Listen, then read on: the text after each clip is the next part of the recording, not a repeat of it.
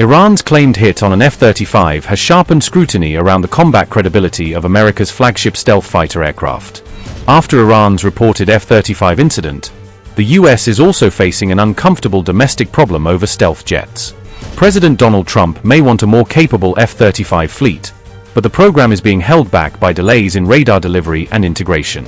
With the next-generation radar still missing, many new F-35s are effectively being delivered with ballast or counterweights in the nose. The US Armed Forces may receive more than 300 F-35s without the new AN/APG-85 radar if current delays continue through the coming production lots, according to defense reporting citing program sources.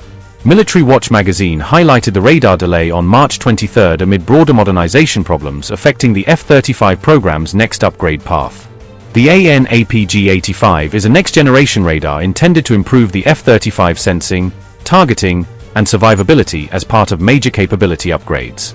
New F-35s are now being built around updated internal configurations meant to support the AN/APG-85, but the radar itself is still not ready for fielding. That mismatch is forcing some Lot 17 aircraft to fly with counterweights in the nose because the space reserved for the radar is otherwise empty.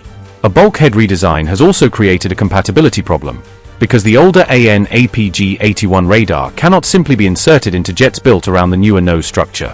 Receiving jets without the upgraded radar is expected to reduce their near-term combat utility, especially for aircraft meant to support the latest software and sensor upgrades.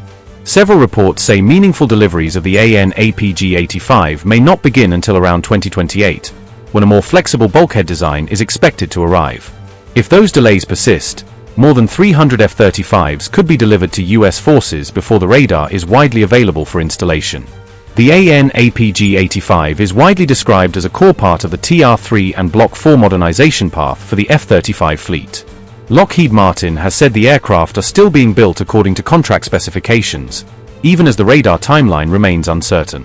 The upgraded radar itself is being developed and produced separately by Northrop Grumman rather than Lockheed Martin. As a result of the delay, hundreds of F-35s could reach US operators in an incomplete configuration that will later require retrofit work. Foreign F-35 buyers are expected to be less affected in the near term because many will continue receiving aircraft equipped with the older AN/APG-81 radar.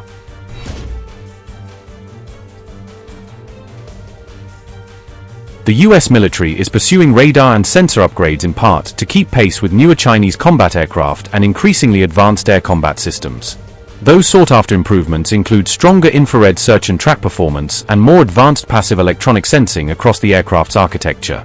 Northrop's new radar is meant to improve the F-35's detection range, targeting quality, electronic warfare performance, and resistance to enemy countermeasures.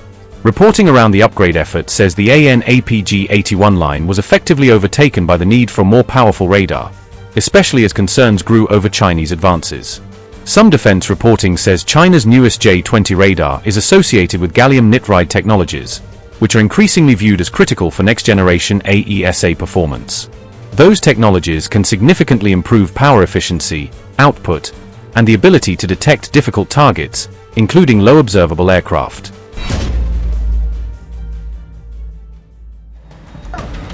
The US appears to have lost another F-15 fighter jet in Kuwait, with new footage circulated by Iranian media claiming to show an apparent downing. Iran's Press TV shared footage on March 23 that it said was from Kuwait and showed the apparent crash of another F-15 fighter jet. So far, however, there has been no official confirmation from either the United States or Kuwait that a new F-15 loss occurred in this latest reported incident. This comes a day after US Central Command publicly denied an Iranian claim that another F-15 had been intercepted near Hormuz, saying no US fighter aircraft had been shot down by Iran. What is officially confirmed is the March 1st friendly-fire incident in Kuwait, when 3 US F-15E fighter jets were mistakenly shot down in separate incidents and all 6 crew members ejected safely. The Iranian military said on March 22 that it had targeted and possibly shot down an enemy F-15 fighter jet during an air defense engagement near Hormuz Island. Iranian reports said the aircraft was intercepted over the country's southern coastal skies, close to Hormuz Island, before ground-based air defense systems fired on it. Fast-linked and other Iranian state-aligned reporting said ground-to-air missile systems of Iran's air defense force struck the American jet after detecting it near the southern coast. A video circulated by pro-Iranian outlets purportedly showed the air defense system locking onto the F-15 before the reported engagement. However, There is still no official confirmation from the United States or Israel that any F-15 was actually lost in the incident.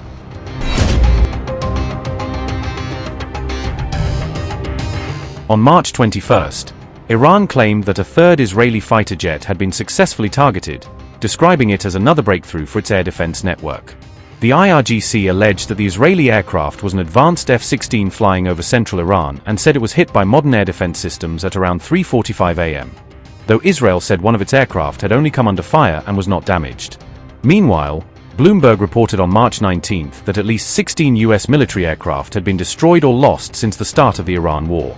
Bloomberg noted the mounting U.S. losses after Iran also claimed to have struck an F-35, though those Iranian claims were not fully backed by official American confirmation. The report said the U.S. military has lost 10 MQ-9 Reaper strike drones so far in the war, with most of them brought down by enemy fire.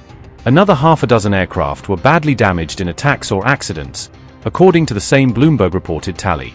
On March 19, Iran claimed its air defenses had struck a fifth-generation F-35 jet, and footage circulated online that allegedly showed damage to the aircraft. Among the most severe U.S. losses was a KC-135 refueling tanker destroyed during a mid-air operation, killing all 6 crew members on board. 5 other KC-135 aircraft were reportedly damaged while parked at an airfield in Saudi Arabia during an Iranian missile strike. Earlier, on March 1st, 3 F-15E Strike Eagles were mistakenly shot down in separate incidents over Kuwait, with all 6 crew members ejecting safely. Meanwhile, President Donald Trump appeared to soften his earlier threat to attack Iran's energy infrastructure after issuing an ultimatum over the Strait of Hormuz. On March 23, Trump said the U.S. was in talks with Iranian figures and suggested a possible deal was within reach, even as Iranian outlets denied meaningful negotiations. Hours after Trump stepped back from immediate strikes on Iranian energy sites, Iranian media reported fresh attacks on gas-related infrastructure. Fars said a gas management building and a pressure reduction station were hit in Isfahan, while a gas pipeline feeding a power station was struck in Khorramshahr. The same reporting said facilities and nearby homes were damaged, though no casualties were reported. Mr. President, Iran's foreign ministry says you're not telling the truth when it comes to productive conversations. Well, we're going to have to get themselves better public relations. We have had very, very strong talks. We'll see where they lead. We have major points of agreement. I would say almost all points of agreement. Perhaps that hasn't been conveyed. The communication, as you know, has been blunt at basis. They're unable to talk to each other.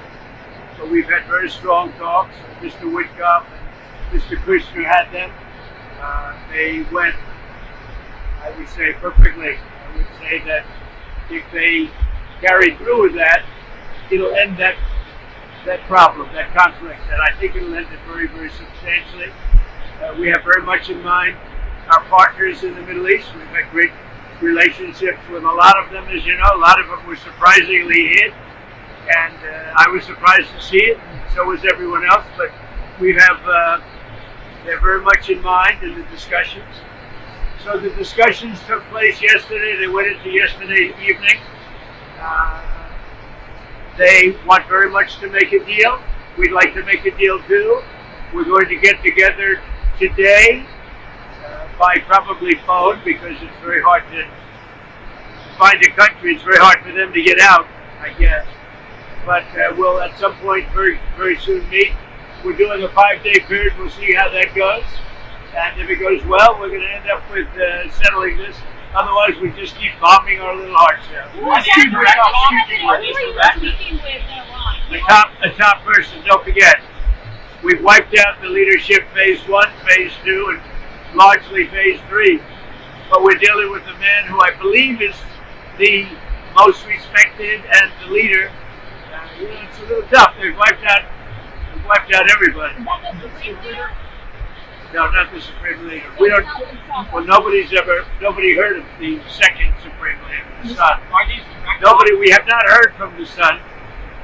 Every once in a while you see a statement made, but we have not. We don't know if he's living. But the people that seem to be running it, and they seem that based on really fact, because things they've said have taken place.